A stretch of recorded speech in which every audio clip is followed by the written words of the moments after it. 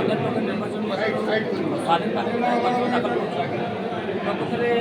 ମୁଁ ଯେ ବିଧାୟକ ହେବି ସେଥିପାଇଁ ବିଧାୟକ ପଦ ଦାଖଲ କରୁଛି ଆର୍ଥ ନୁହେଁ ସାଧାରଣ ଲୋକମାନଙ୍କ ହକ୍ ଅଧିକାର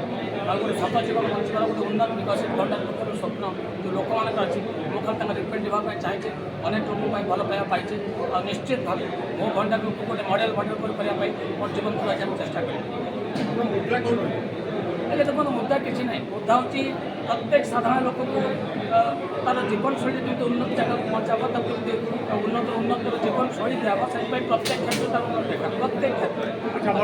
କହିଲେ ଏଇ ଯେଉଁ ଆପଣ ବୋଇତୁଳି ପାର ହେବେ ଆପଣଙ୍କର